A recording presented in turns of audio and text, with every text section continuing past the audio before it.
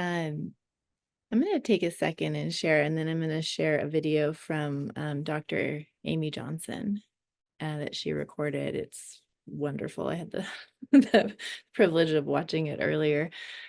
But I'm going to share something just in this spirit of this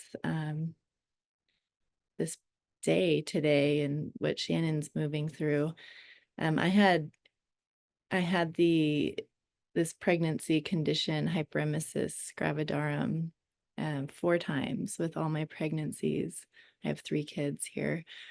And then my baby I mentioned before. And with it, it's like, if you don't know about it, it's basically like morning sickness on steroids, like just constant vomiting and nausea, basically 24/7 to varying degrees. And fourth, um, by my fourth round with it, I had really barked up every tree I could imagine, like traditional Western medicine, all the alternative medicine, which is my world. And I was willing to try everything and anything to have an easier time with pregnancy, and especially wanting to really parent my kids as I had them while being pregnant. And by the final pregnancy, about halfway through, it was the hardest experience I had had. I remember Googling one night, like, how late can I have an abortion? Like, how far along? Like, it was really, I felt waves of like suicidal feelings. It was just like dark kind of waves here and there, and just trying to get out of the suffering. And I had this experience of looking at it like, what, like, truly, Aila, like, truly, what is this? What is this for? What's happening here for me? And Rohini and several of you have spoken today about this a bit, but I had this thing, and how I feel about it now, it's like there's a light inside of an egg. And I feel like my experience with hyperemesis was that egg like cracking, and I needed 4 rounds with it to really see it. But I had this, I mean, and it's still unraveling in me, but I had it completely wired that my worth and my value was connected to how much I could do every day, and how much I could be what I thought I needed to be for my kids and my husband and my work, my business. And I felt like each time I had slowed down so much. But to be in the experience of hyperemesis the way I went about it, it was like I can't even do what I like, the basics, cook food, walk to the bathroom. I literally couldn't move. And my husband made every single morsel of food for me and all of our kids every pregnancy.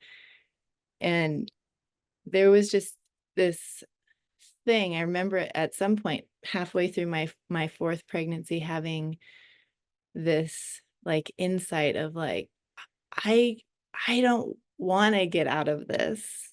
There's something fundamentally falling apart inside of my consciousness that needs to. And I remember joking around with myself anytime somebody or anybody would say, like, what else do you want to try? And inside me, I'd be like, wait, I'm not trying anything else. Like, this is happening for a there's a spiritual epiphany happening here. Like, I'm not getting out of this one, and I don't want to. And I did have, and that feeling came, here and there, and then it would disappear as I would go into the suffering of it all. But it was a really cool feeling of knowing it was happening for me. And it was totally deconditioning. It was like this, again, this egg, this visual I kept having was, I'm birthing this baby, little Rosemary. But really, it was like birthing this whole new awareness of myself as a being that has intrinsic value, whether I ever do a dish again or make food again or take my kids to the soccer and like, I can do none of it and be loved. I can do none of it. And coming out, I feel like a different person internally since she was born last February, feeling into this space of the like everything is optional in this physical, everything is optional, and I am so called to do a lot of things, but the slowing down conversation today just really touched me, that it's felt vital for me to listen to that and to live it, like to live with less things all the time that I have to do. It's a very unknown. It's living from the unknown. I kept hearing that word come in, the wisdom, the love, the divine unknown, like the unknown living there. My intellect doesn't know actually how to do life the way I'm living it now, but living in the question of what is my wisdom? What is my wisdom saying? There's guidance there always, never fails. Yeah, I guess I just wanted to chime in. Thank you for listening.